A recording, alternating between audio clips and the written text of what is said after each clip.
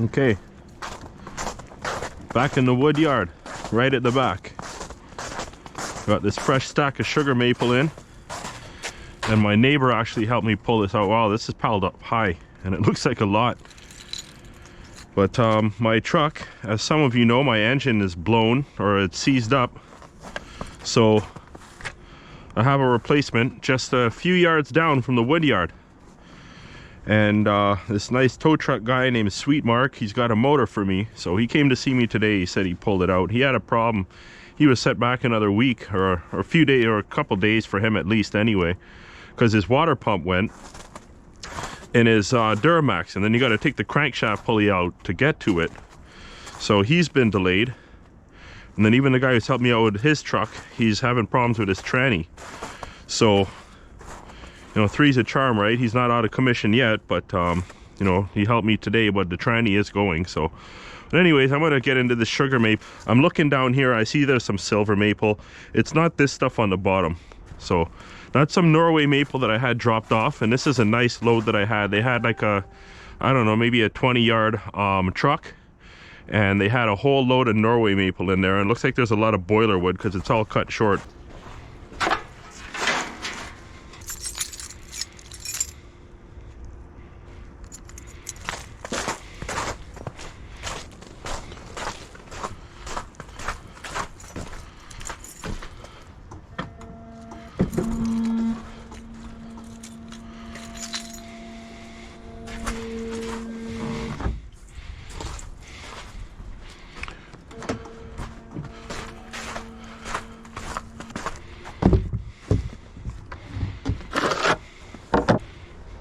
Alright, got my tools, got my bar oil.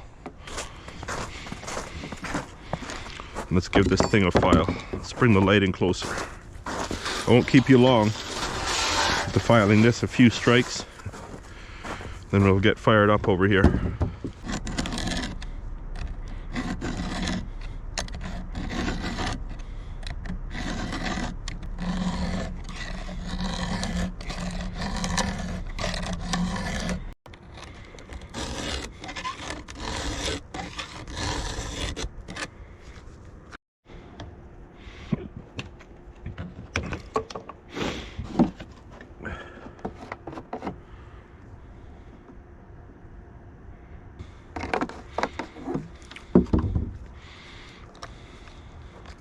This is my Costco gas from 2 years ago.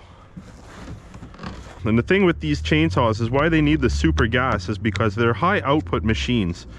They're not just regular 2-stroke motors. That's why you need the Stihl oil. It's because this chainsaw, it burns the fuel so hot that you actually have the special fuel to actually save with the friction inside the cylinders. So you can't get away with that. You can get away with the veg oil like I do.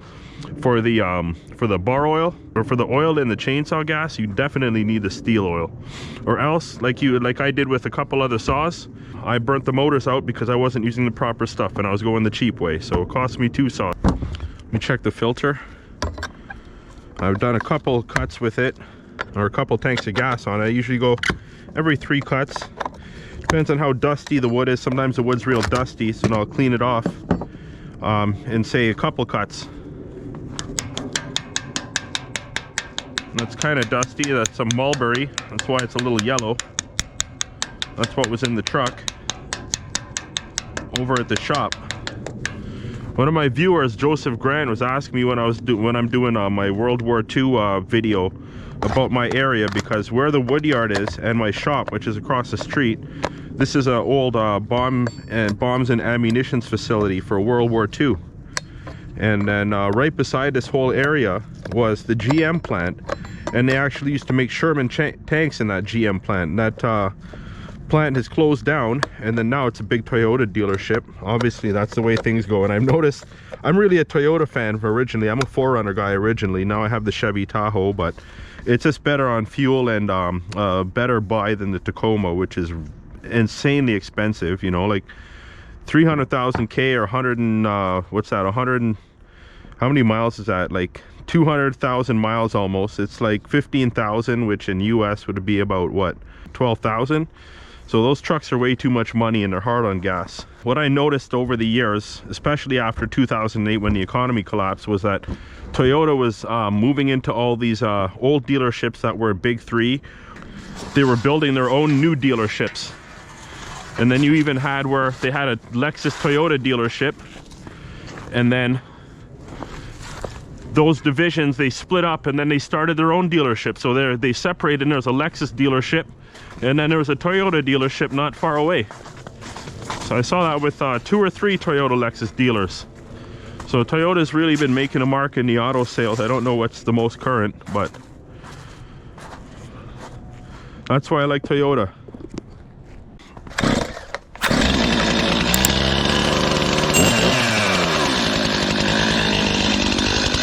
Let's get rid of some boiler wood while the saw warms up.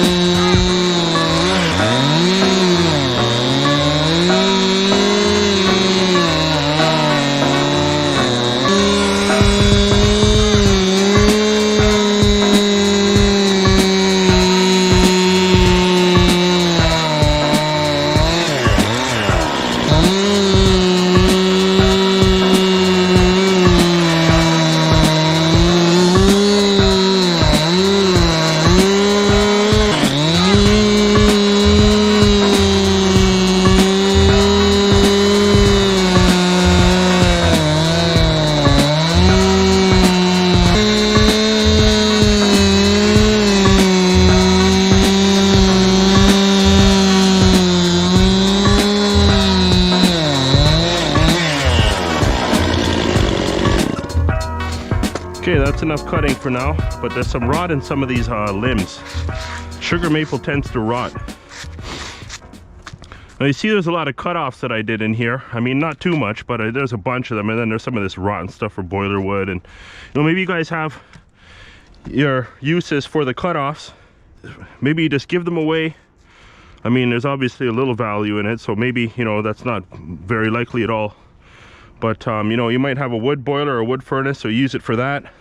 But what I do to maximize the actual firewood I get out of the load, because you're inevitably going to have some cutoffs, but what I do is, you see this block here, this block is actually narrow, or sorry, it's wider.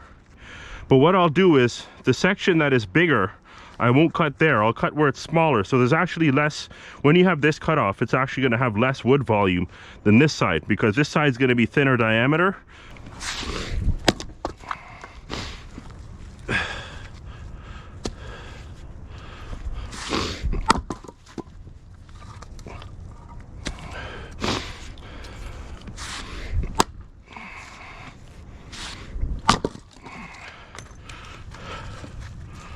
Yeah, I'll split this one again.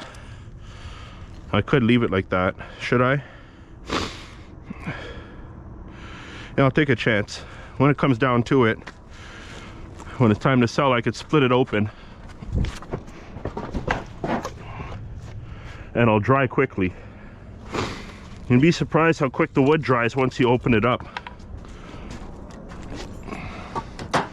I've seen that time and time again, where the wood, you know, you could tell it's already semi-dry, When you cut the pieces open, they still got some weight to them, so they still got the density. But then after a couple weeks, you go back and you check on them, it's like, wow, stuff's ready to sell. And of course that's in the summer when it's hot out, right? But even in this fall, I noticed some wood that I split, and it had some moisture, and then sure enough, it was pretty dry after some time. I don't know how long, but it was more than a couple weeks. It's another big one. Oh look, there's a couple of those grubs. There's 3 of them. 1, 2, 3. This one's still alive. Maybe the birds will find him in the morning, because the birds come in the wood yard, and the raccoons too, and they start digging through the wood for the bugs. And I bet you the birds know the smell of inside the tree, and that's why they come.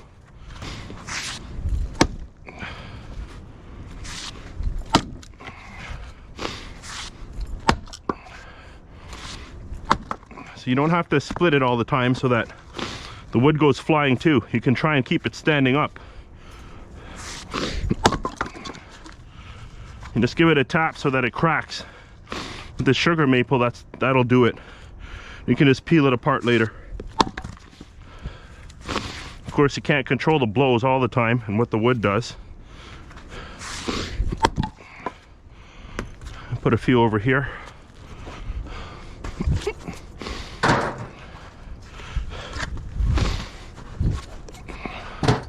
And let's see what's up there.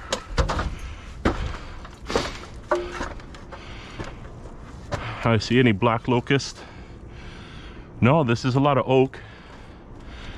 And then there is some, what is this? Yeah, it looks like that's black locust. This is, you can tell because both like to have the so bright white.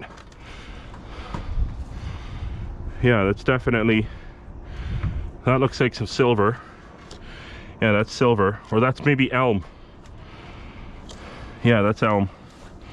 So this needs a bunch of sugar maple. And then we can move on to something else after that. We'll put some Norway maple in there too, and then we'll see what comes along down the line. There's some silver maple. It's actually splitting kind of easy. Should I just go for a big one, 2 big ones here? Or what? Yeah, I think so.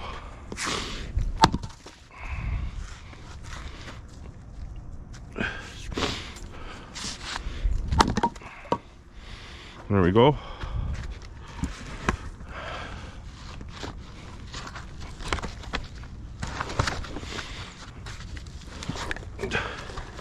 I could see the ash from the fire I had in the wood yard. You could see it's all gray there. This one might give me a lot of trouble. Doesn't look too naughty, but looks like there's discrepancies.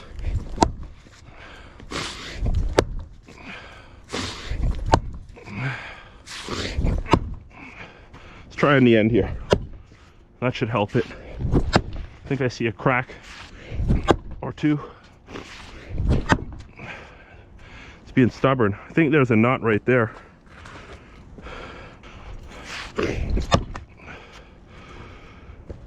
Let's see what we got. See, there's a crack there, but it's just chewing up inside here. Let me flip it over. Yeah, look at that. That's why. That is exactly why.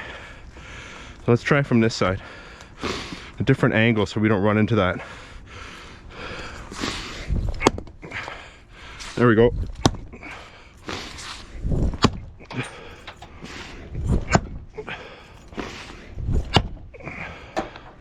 Chipping away at something in there. I'll try one more on this side. This is actually the straighter side.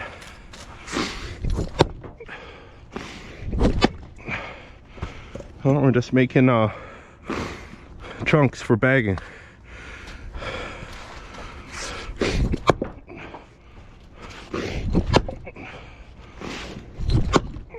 There we go. I think there's another knot there. Yeah, there is. Well, I'm getting too hot. especially with all this headgear on. All right, guys. So I'm gonna fire up the splitter in a bit, but I'm gonna wish you guys a happy new year. And this is my last filming of the year. Actually, I might do some wood tomorrow. We'll see, but I want to be at home and do a little bit of house cleaning and stuff for the new year, you know. So who knows, I might be back, but if not, it's December 30th and this is my final wood splitting session for the year. Maybe I'll film another video, we'll see.